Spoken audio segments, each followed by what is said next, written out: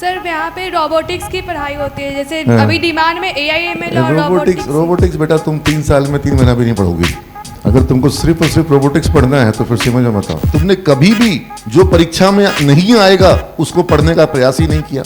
आएगा कि नहीं आएगा? नहीं आएगा, सिलेबस के बाहर है। यहाँ इंडिया में कितने बीटेक अभी बेरोजगार घूम रहे होंगे? बेसिक कंसेप्ट क्लियर नहीं कर रही हो तुम अपना। 125 रुपये घंटा था इंटरनेट यूज करने का कॉस्ट, और उस जमाने में हमने वेबसाइट बनाई। मेरा मैथ अच्छा नहीं है। अगर आपका मैथ नहीं है, आपका मजबूत नहीं मन लगता है, कुछ तो होगा जिसमें मन लगता है। क्या है वो चीज? अच्छा, यहाँ ऐसा कोई है जिसको कॉकरोच से डर लगता है? देखो फटाक से हाथ उठ गया। क्या है कॉकरोच पे जो डर लगता है? पक्षी नहीं तैरेगा और मछली नहीं उड़ेगी तो भी उनका जीवन सुख में रहेगा। लेकिन अगर वो टेंशन ले, मानवीय संवेदनाओं का, भावनाओं को आप गणित से तौल सकते हैं। प्यार में, नफरत में गणित का फॉर्मूला लगता है।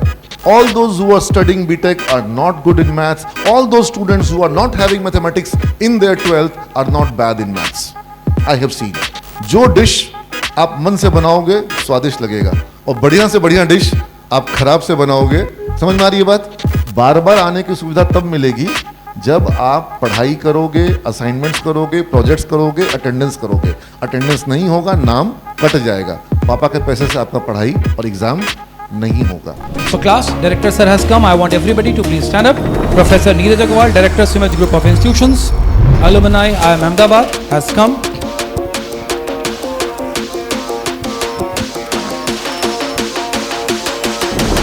Settle down please. Thank you sir. Sure. All set for you. Good morning all of you. I hope my friend Neeraj Podar sir, he must have clearly communicated to you what we are expecting, what we are going to do today. आज आप लोगों से क्या अपेक्षा है और आज आपको किस प्रकार प्रवेश परीक्षा में शामिल होना है। आप ये मान के चलें कि आज कम से कम 6 घंटे 7 घंटे का समय आपको यहाँ पर आज लगेगा। आपके पास धैर्य भी होना चाहिए, और जब आप इंटरव्यू रूम में जाएंगे तो आप ये नहीं कह सकते हैं कि मैं थक गया हूँ, क्योंकि वैसे भी सिमेज में प्रतिदिन आपको 6 से 7 घंटे की क्लासेस करनी होती है। अभी जो ब्रिज कोर्स शुरू हुआ है, यूजुअली हम लोग ब्रिज कोर्स में 8-8 घंटे का रूटीन बनाते हैं, तो उसके लिए आपको तैयार होना होगा। आप में से कितने लोग ऐसे हैं जो पटना से बाहर से आए हैं?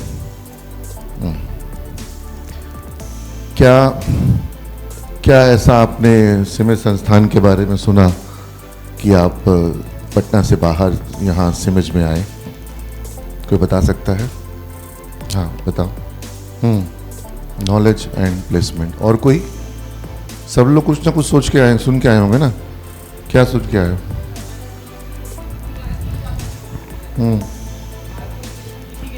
तो वो मुझे काफ़ी पसंद आई है इसकी, तो मैं इसे ज्वाइन करना चाहता हूँ। ठीक है। और कोई? बाकी लोग बिना कुछ जाने आए गए हैं? यहाँ का टाइट शेड्यूल और अपडेटेड सिलेबस, मतलब स्किल पे काम करना, जो कि बाकी कॉलेजेस में मतलब पूछने पे पता चला कि नहीं ध्यान देते हैं उतना। यहाँ पे मतलब शेड्यूल टाइट है। बस कौन बोला? स्कूल के बच्चे से पता किया मैंने। स्कूल के बच्चे? हाँ, सीनियर्स से, सॉरी कॉलेज। अक्सर बच्चे ये भी बोलते हैं, छात्र ये कहते हैं कि सिमेज में स्कूल की तरह पढ़ाई होती है। मैंने कॉलेज में जाना है, सोचे थे कि वहाँ जा कर के खूब मटरगश्ती करेंगे, टाइम रहेगा, आवारागर्दी करेंगे। यहाँ तो स्कूल से भी ज़्यादा टाइट शेड्यूल है, इसीलिए स्कूल बोल रही है। सर यहाँ पे रोबोटिक्स की पढ़ाई होती है, जैसे अभी डिमांड में AIML और रोबोटिक्स बेटा तुम 3 साल में 3 महीना भी नहीं पढ़ोगी। अगर तुमको सिर्फ और सिर्फ रोबोटिक्स पढ़ना है तो फिर समझ में मत आओ। रोबोटिक्स पढ़ने के लिए बहुत सारा कुछ और बेस पढ़ना पड़ता है, वो तुमको ज़्यादा पढ़ना होगा। रोबोटिक्स तो एक चैप्टर है, मतलब एक सब्जेक्ट है, सब कुछ थोड़ी ना। सर जैसे रोबोटिक्स पढ़ने के लिए तुमको प्रोग्रामिंग आना चाहिए, हाँ। तुमको इलेक्ट्रॉनिक्स आना चाहिए, तुमको कंप्यूटिंग आना चाहिए, उसके लिए तुमको टेक्नोलॉजी पता होना चाहिए, लैंग्वेजेस आने चाहिए, उसके लिए फिर तुमको मैथमेटिक्स आना चाहिए। तो ये सब बेस होता है, और उसके बाद तुम उसको रोबोटिक्स में यूज़ करो कि क्लाउड कंप्यूटिंग में करो कि तुम उसको वेबसाइट मेकिंग में करो। टेक्नोलॉजी का एप्लीकेशन तो दुनिया में बहुत जगह हो सकता है, तो रोबोटिक्स एक एप्लीकेशन है। सर जैसे बीटेक का सिलेबस और बीसीए का सिलेबस जैसे अलग अलग होता है कि इसकी वैल्यू ज़्यादा होती है क्या बीटेक की सिलेबस से या फिर बीसीए के सिलेबस? अलग होता है, वो 4 साल का सिलेबस है, यहाँ 3 साल का सिलेबस है। सेम कैसे होगा? सिलेबस तो बीटेक में ही अलग अलग विश्वविद्यालय में अलग अलग विश्वविद्यालयों का सिलेबस अलग है, बीसीए में ही अलग अलग विश्वविद्यालयों के बीसीए का सिलेबस अलग है। तुम सिलेबस पढ़ने आई हो तो सीमेज में गलत आई हो। सर सिलेबस नहीं पढ़ा जैसे बस तुमको जो हम बात बोल रहे हैं इसको समझो पहले। हाँ तुम अगर सिलेबस पढ़ने आई हो तो तुम सीमेज में गलत आई हो। कंसेप्ट है, सुनो चुपचाप, पहले सुनना सीखो। जब तुम्हारा कोई एक सवाल का उत्तर हो जाए तो अगला सवाल पूछो। जब पहले सवाल का उत्तर दिया ही नहीं गया है, तुम अगला सवाल, फिर उसका अगला सवाल। हम खाली सवाल सुनने के लिए कि जवाब देने के लिए भी है। तो सुनो, अगर तुम सिर्फ सिलेबस पढ़ने आई हो तो समझ में गलत आई हो। सिलेबस क्या होता है? विश्वविद्यालय ने सिलेबस निर्धारित किया तुम्हारी पढ़ाई परीक्षा के लिए। इंडस्ट्री जो है वो तुम्हारे सिलेबस से डेवलपमेंट करेगी, तुम्हारे सिलेबस से हायरिंग करेगी। इंडस्ट्री में काम तुम्हारे सिलेबस से होगा कि उसकी रिक्वायरमेंट से होगा? इंडस्ट्री की रिक्वायरमेंट से होगा। तुमको इंडस्ट्री की रिक्वायरमेंट की तैयारी करनी है, ना कि बीटेक और बीसीए के सिलेबस में पढ़ना है। और जो सिलेबस में नहीं है, हो सकता है वो ज़्यादा ज़रूरी हो, तुमको उसके लिए तैयार रहना है। हमको लगता है कि पोदार सर जरूर बताए होंगे, वो ज़्यादा ज़रूरी है। इंडस्ट्री की रिक्वायरमेंट समय के अनुसार बदलती रहती है, नई नई चीज़ें उसमें शामिल होती रहती है। आदर्श स्थिति यह होगी जब एकेडमिक अपनी करिकुलम को इंडस्ट्री के रिक्वायरमेंट के हिसाब से सिंक्रोनाइज करके इमीडिएटली चेंज करता रहे। ऐसा अच्छे अच्छे विश्वविद्यालयों में नहीं हो रहा है। अगर हम बात करेंगे आईआईटीज़ की, तो क्या आईआईटीज़ अपने सिलेबस को अपडेट करते हैं? करते हैं, निश्चित करते हैं। बहुत सारे नए नए पेपर्स ऐड होते हैं, लेकिन आईआईटी में जो बच्चे पढ़ रहे हैं उनकी पढ़ाई या उनकी तैयारी या उनका प्रोजेक्ट वर्क आईआईटी से ज़्यादा बेहतर तकनीकी शिक्षण संस्थान इस देश में तो नहीं होंगे। सीधे होकर बैठो। आईआईटी से ज़्यादा बेहतर शिक्षण संस्थान, तकनीकी शिक्षण संस्थान भारत में नहीं होंगे। आईआईटी का सिलेबस जो है अपडेटेड होता है, अपग्रेडेड होता है, लेकिन वहां पर पढ़ रहे छात्र जिन प्रोजेक्ट्स पे काम करते हैं, जिन टेक्नोलॉजीज को वो अडेप्ट करने का, लर्न करने का प्रयास करते हैं, वो टेक्नोलॉजी उनके अपडेटेड सिलेबस में भी नहीं होती है, जबकि उनका सिलेबस अपडेटेड है। They always go beyond their syllabus. जो सिलेबस का पार्ट अभी नहीं है, वो उन चीजों पे, उन प्रोजेक्ट पे काम करते हैं। समझ रहे बात को? There is no limitation for gaining knowledge. All limitations are your mental barriers. और इसकी तुमको इतनी घनघोर आदत है कि तुमको उसके बाहर जाना आता नहीं है। तुमने कभी भी जो परीक्षा में नहीं आएगा उसको पढ़ने का प्रयास ही नहीं किया। आएगा कि नहीं आएगा? नहीं आएगा, सिलेबस के बाहर है। मतलब कोई भगवान भी आके बोल देगा कि बेटा पढ़ लो 2 चैप्टर, सिलेबस के बाहर है लेकिन पढ़ लेना, मेरे भक्त हो। नहीं पढ़ेंगे। जब एग्जाम में नहीं आएगा तो क्यों पढ़े? पागल है क्या? नहीं ना, वही पढ़ोगे ना जो एग्जाम में आएगा। यस और नो? दुविधा में पड़ गई। बोल रही है कि यस बोलेंगे तो सर बुरा मान जाएंगे, और हकीकत तो यस ही है। जो एग्जाम में नहीं आएगा वो तो पढ़ना ही नहीं है, आदत पड़ गई है। और मैं क्या बता रहा हूँ, आईआईटी जो एकदम अपडेटेड सिलेबस है, वहां पर भी बच्चे जो प्रोजेक्ट जिस पे काम करते हैं, वो प्रोजेक्ट उनके किसी करिकुलम का पार्ट नहीं होता है। They go beyond their syllabus. That is why they are valued. और वो एक इकोसिस्टम बनाया गया जहां पर लोग, मतलब इंडस्ट्री छोड़ दो, इंडस्ट्री में जो कल को आने वाला है उसकी तैयारी कर रहे हैं, जो आ गया उसकी बात नहीं कर रहे। तुम रोबोटिक्स बोली, रोबोटिक्स को आए हुए जमाना हो गया, लेकिन अब रोबोटिक्स में जो नहीं आया है उसकी पढ़ाई होनी चाहिए कि हम वैसा रोबोट कैसे तैयार करें जो अभी तक बना ही नहीं है। फिर तुम अभी तक कंफ्यूज्ड हो। बीटेक हो, बीसीए हो, इससे कोई मतलब नहीं है। मैं ऐसे लोगों को जानता हूं जिनके पास डिग्री नहीं है और वो बहुत अच्छा कर रहे हैं। इलॉन मस्क को कौन सा डिग्री के कारण? तो तुम तो बेसिक कंसेप्ट ही नहीं समझ रही हो। तुम बीटेक, यहाँ इंडिया में कितने बीटेक अभी बेरोजगार घूम रहे होंगे? तो बेसिक कंसेप्ट क्लियर नहीं कर रही हो तुम अपना। तुम अभी तक फंसी हुई हो गलत जगह पर, और सारे लोग फंसे हुए हैं गलत जगह पर। सारे लोग गलत जगह पे फंसे हुए हैं। सिलेबस में जो आएगा वो पढ़ेंगे, जो सिलेबस में नहीं आएगा वो नहीं पढ़ेंगे। बीटेक ज्यादा अच्छा है। अरे बीटेक करके 10 लाख लोग बैठे हुए हैं ना। अब बिना किसी डिग्री वाला अगर नॉलेज है, स्किल है, उसको कोई रोक नहीं सकता है। उसको कहाँ कहाँ जॉब मिल जाएगा, कहाँ कहाँ पहुँच जाएगा। आज मेरे स्टूडेंट्स कहाँ कहाँ चले गए तुम लोगों को पता है कि नहीं पता है? जाते हैं बीसीए के बच्चे पेपाल में और इंटेल कॉर्पोरेशन में और माइक्रोसॉफ्ट में। जिस तरीके से पटना से कोई गया है बीसीए से, कैसे चला गया सीमेज का बच्चा?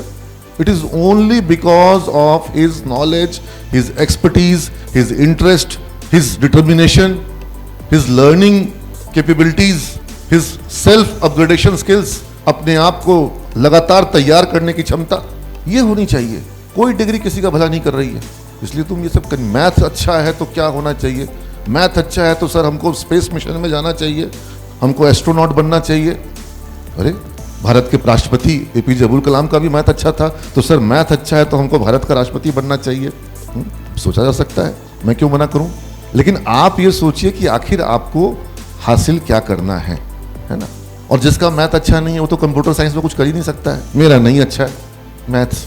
मैंने उस जमाने में वेबसाइट्स बनाई 2000 में, 1999 में, जिस समय बिहार में वेब डेवलपमेंट के सेक्टर में शायद ही बहुत गिने चुने लोग थे। और उस समय हमारी वेबसाइट पर लगभग 8000 से ज़्यादा मेंबर्स बने थे, जिसमें से 7000 मेंबर्स जो थे वो फॉरेन के थे, क्योंकि इंडिया में और बिहार में बहुत कम लोग इंटरनेट यूज़ करते थे। 125 रुपये घंटा था इंटरनेट यूज़ करने का कॉस्ट, और उस ज़माने में हमने वेबसाइट बनाई। मेरा मैथ अच्छा नहीं है, मैं पब्लिक फोरम में सबके सामने कह रहा हूँ। तो फिर मुझे तो आना ही नहीं चाहिए था, या गलत आ गया था क्या भाई? मेरे को हक नहीं था ना वेबसाइट बनाने का? पहले मैथ दिखाओ। मैं खुद कहता हूं कि मैथ मजबूत होना चाहिए प्रोग्रामिंग के लिए, लेकिन मैं जब देखता हूं कि जो लोग, और अगर आपका मैथ नहीं है, आपका मजबूत नहीं मन लगता है, कुछ तो होगा जिसमें मन लगता है। क्या है वो चीज़ जिसमें मन लगता है? और टेक्नोलॉजी की दुनिया में बहुत सारे ऐसे रिक्वायरमेंट्स हैं जहां वो चीज़ काम आ सकती है। और ये कौन कसम खिला दिया कि भाई तुम्हारा जीवन भर मैथ, तुमको कोई ब्रह्मा जी श्राप दे के भेजे हैं कि तुम्हारा कुछ भी हो जाएगा, मैथ समझ में नहीं आएगा? हाँ, यहाँ ऐसे बच्चे बैठे होंगे जिनको मैथ में मन नहीं लगता था, लेकिन जब सीखना शुरू किया तो मन लगने लग गया, समझ में आने लग गया। है कोई ऐसा जिससे मैथ में डर लगता था, डर दूर हो गया? अच्छा, यहाँ ऐसा कोई है जिसको कॉकरोच से डर लगता है? देखो, फटाक से हाथ उठ गया। क्या है कॉकरोच पे जो डर लगता है? हाँ, तो जैसे कॉकरोच से डर बिना बात के लगता है, वैसे ही मैथ से डर, मैंने गलत एग्जाम्पल दे दिया। हाँ, कॉकरोच से डर इसलिए लगता है कि बचपन में जब कॉकरोच को छू रहे थे तो कोई घर में आया, बोला अरे काट देगा, काट लेगा, दूर हटो। ऐसा हुआ कि नहीं हुआ? बच्चा कॉकरोच को छूता है, उठाता है, हाथ में उठाता है, उसको कोई डर? परिवार वाले आके बोलते हैं दूर हटो, काट लेगा। अब पता नहीं आज तक कितना लोग को कॉकरोच काटा, मम्मी को काटा, बहन को काटा, लेकिन वो मम्मी आके तुरंत उसको, बच्चे को, अब बच्चे के दिमाग में छवि बन गई कि ये कॉकरोच बहुत बड़ा कोई चीज़ है, बड़ा सा कॉकरोच का छवि बन गया, ये हमको काट लेगा, डर जाता है ना? मैं सही बोल रहा हूँ? कॉकरोच से डरने की चीज़, लेकिन बचपन में डरा दिया गया।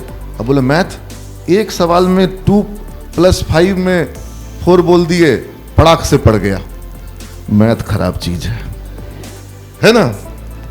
मैथ खराब चीज़ नहीं था, लेकिन जो अनुभव खराब हुआ उसने डरा दिया कि जब पढ़ेंगे कुछ ना कुछ गड़बड़ होगा। हाँ, अब वो डर ऐसा है हो गया कि भाई जो चीज़ डरने योग्य है नहीं, उससे डर लग रहा है। मेरी बात पहुंच रही है सबको? कोई डरने वाली चीज़ नहीं है, लेकिन चूंकि वो बचपन का डर जो होता है ना, बहुत हावी हो जाता है, तो उससे निकलना भी तो संभव है। हाँ, उसको भूलना भी तो संभव है। और नहीं हुआ तो नहीं हुआ, जीवन बहुत बड़ा है और दुनिया में बहुत सा चीज़ है। अगर पंछी जो है वो पानी में नहीं उड़ेगा और मछली जो है वो हवा में नहीं उड़ेगी, पंछी नहीं तैरेगा और मछली नहीं उड़ेगी, तो भी उनका जीवन सुख में रहेगा। लेकिन अगर वो टेंशन ले मछली कि हम उड़ते और पंछी बोलती कि हम गोता लगा करके अंदर अंदर तैरते रहते हैं, तो उनको निराशा हो जाएगी, हताशा हो जाएगी। तुम लोग वैसा क्यों करते हो? तुम्हारे अंदर जो गुण है उसको लेकर के ना आगे बढ़ने का सोचो। और ज़रूरत है। अच्छा, कंप्यूटर और टेक्नोलॉजी जीवन के किस पक्ष को नहीं छू रहा है? किस पक्ष को नहीं छूते हैं? व्यापार के कौन से व्यापार को नहीं छूते हैं, नहीं टच करते? ऐसा कोई क्षेत्र है जहां पर टेक्नोलॉजी का प्रवेश नहीं हुआ है? और दुनिया की सारी समस्याओं को आप गणित से सॉल्व नहीं कर सकते, ठीक है? मानवीय संवेदनाओं का, भावनाओं को आप गणित से तौल सकते हैं? प्यार में, नफरत में गणित का फॉर्मूला लगता है? आप प्यार को, इसको तौल नहीं, महसूस कर सकते हैं। तो कंप्यूटर में भी बहुत सी चीज़ें हैं जिसमें इमोशंस और फीलिंग्स और ह्यूमन फीलिंग्स, क्योंकि पूरा का पूरा जो हमारा व्यापार क्षेत्र है ये मानवीय संवेदनाओं से जुड़ा है। आज अगर रोबोटिक्स कहीं पे डाउन होता है तो वो इसी पॉइंट पे आके डाउन होता है कि आप कुछ भी करा लो रोबोट से, आप रोबोट के अंदर फीलिंग कहाँ से? तो फिर रजनीकांत जब रोबोट 2 बनाते हैं तो बोलते हैं कि अब मेरे रोबोट में फीलिंग भी होगा, मेरा रोबोट प्यार करेगा, मेरा रोबोट नफरत करेगा, दुश्मनी करेगा। समझ रहे हो? लेट्स नॉट, हम लोग बहुत दूर चल जाएंगे, बहुत आगे चले जाएंगे, लेकिन इट्स नॉट, कोई लिमिटेशंस नहीं है। हाँ, अब जैसे कोई बोले कि मेरा इंग्लिश कमज़ोर है, तो मैं उसको ये बोल सकता हूँ कि कोई दिक्कत नहीं है, अंग्रेज़ी कमज़ोर है फिर भी काम होगा। अब एक दूसरी बात बोल सकता हूँ, वो दूसरी बात ये है कि अंग्रेज़ी अभी कमज़ोर है, ठीक कर सकते हो ना। ज़्यादा अच्छी बात कौन सी है? सुनने में अच्छा लगेगा, कोई बात नहीं, कमज़ोर रहने दो तो भी काम हो जाएगा। लेकिन प्रैक्टिकल बात ये है कि अभी कमज़ोर है, आगे ठीक कर लो। तो कोई बोलता है कि गणित कमज़ोर है, तो सुनने में अच्छा लगेगा कि कोई बात नहीं, गणित के बिना ही काम हो जाएगा। लेकिन प्रैक्टिकल बात ये होगा, कोई बात नहीं, गणित को ठीक कर लो, है ना। जितना चाहिए उतना, भाई जहाँ तक ज़रूरत है कम से कम वहाँ तक तो कर ही सकते हैं, हाँ। तो इतना भर लेके चलना होगा, और ये कंसेप्ट से चलो। It doesn't make a difference whether it is BCA or BTech.